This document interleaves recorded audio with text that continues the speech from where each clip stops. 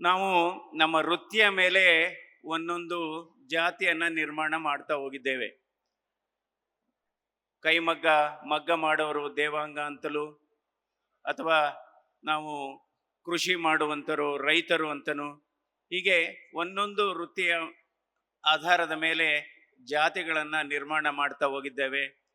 ಆದರೆ ನಾವೆಲ್ಲ ಒಂದೇ, ನಮ್ಮಲ್ಲಿರೋದು ಎಲ್ಲರ ಹೃದಯವೂ ಒಂದೇ, ಎಲ್ಲರ ಮಾತು ಒಂದೇ, ಎಲ್ಲರ ಮೆದುಳು ಒಂದೇ. ಅದರಿಂದ ಇವತ್ತು ಈ ದೇವಾಂಗ ನಮ್ಮ ಸಂಘಟನೆ ಏನಿದೆ, ದೇವಾಂಗ ಸಮುದಾಯ ಏನಿದೆ, ದೇವರಿಗೆ ಉಡುಪನ್ನ ಕೊಟ್ಟಂತ ದೇವಾಂಗ ಸಂಘ ಇದು. ದೇವರಿಗೆ ಉಡುಪನ್ನ, ಯಾಕೆಂದ್ರೆ ನಾವು ಪುರಾಣಗಳಲ್ಲಿ ಓದಿದಂಥ ಸಂದರ್ಭದಲ್ಲಿ ಈಶ್ವರನಿಗೆ ಒಂದು ಉಡುಪನ್ನ ತಯಾರಿಸಿದಂಥವರು ದೇವಾಂಗ. ಅದು ದೇವಿಯ ಮಹರ್ಷಿ, ಹಾಗಾಗಿ ಹೆಸರು ಬಂತು ಅಂತ ಪುರಾಣದಲ್ಲಿ ಉಲ್ಲೇಖ ಇದೆ. ಅದರಿಂದ ದೇವರಿಗೇನೆ ಉಡುಪನ್ನ ಮಾಡಿಕೊಟ್ಟಂಥ ಈ ದೇವಾಂಗ ಸಮುದಾಯ ನಿಜವಾಗ್ಲೂ ಬಹಳ ಮೆಚ್ಚುವಂಥದ್ದು. ಇವತ್ತು ಭಾರತ ದೇಶದಲ್ಲಿ ಈ ಟೆಕ್ಸ್ಟೈಲ್ ಜವಳಿ ಎಕ್ಸ್ಪೋರ್ಟ್ ಎಷ್ಟಿದೆ ಅಂದರೆ ಸುಮಾರು $40 ಬಿಲಿಯನ್ ಅಷ್ಟಿದೆ.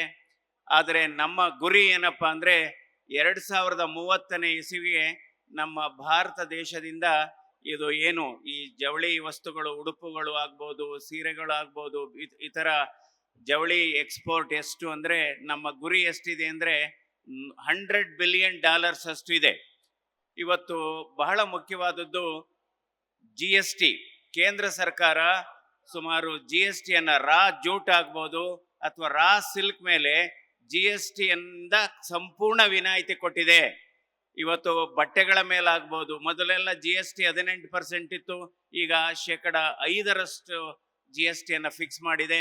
ಹೀಗಾಗಿ ಎಲ್ಲ ಈ ಸಮುದಾಯದ ಅಂದರೆ ಎಲ್ಲ ಈ ವೃತ್ತಿ ಮುಂದುವರಿಬೇಕು.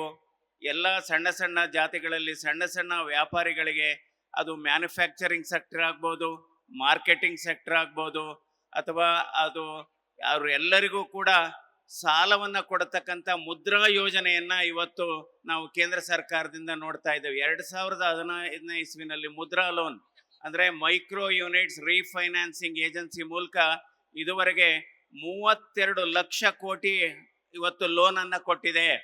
ಅದು ಹಲವಾರು ಸಣ್ಣ ಸಣ್ಣ ಉದ್ಯಮಿಗಳಿಗೆ ಸ್ಟಾರ್ಟಪ್ ಮಾಡೋದ್ರಿಂದ ಅದರಿಂದ ಸುಮಾರು 52,000 ಲೋನನ್ನು, 52 ಕೋಟಿ ಲೋನ್ಗಳನ್ನು ಮುದ್ರಾ ಲೋನ್ ಮೂಲಕ 33 ಲಕ್ಷ ಕೋಟಿ ಲೋನನ್ನು ಕೊಡ್ತಾ ಇದೆ. ಇವತ್ತು ಜವಳಿ ಪಾರ್ಕ್ಗಳು ಬರ್ತದೆ, ಟೆಕ್ಸ್ಟೈಲ್ ಪಾರ್ಕ್ಗಳಾಗ್ಬೋದು. ಅದರಿಂದ ಇವತ್ತು ಟೆಕ್ನಾಲಜಿ ಏನೇ ಇರ್ಬೋದು, ಇವತ್ತು ನೋಡ್ಬೋದು ದೊಡ್ಡ ದೊಡ್ಡ ಕಂಪನಿಗಳು, ಕಾರ್ಪೊರೇಟ್ ಕಂಪನಿಗಳು ಇವತ್ತು 3D ಪ್ರಿಂಟಿಂಗ್ ಮಾಡ್ತಾ ಇದ್ದಾರೆ, ಕಲರಿಂಗ್ ಮಾಡ್ತಾ ಇದ್ದಾರೆ, ಪ್ರಿಂಟಿಂಗ್ ಮಾಡ್ತಾ ಇದ್ದಾರೆ. ಆದರೆ ಇದರ ನಿಜವಾದ ಬುನಾದಿ ಹಾಕಿದ್ದು ಕೈಮಗ್ಗ ಅಂತಲೇ ಹೇಳಬೇಕಾಗುತ್ತೆ. ಇವತ್ತು ಯಾವುದೇ ಟೆಕ್ನಾಲಜಿ ಇರಲಿ, ಯಾವುದೇ ಕಂಪನಿಗಳು ಇವತ್ತು ಸುಮಾರು ಕೋಟ್ಯಾಂತರ ರೂಪಾಯಿ ಇವತ್ತು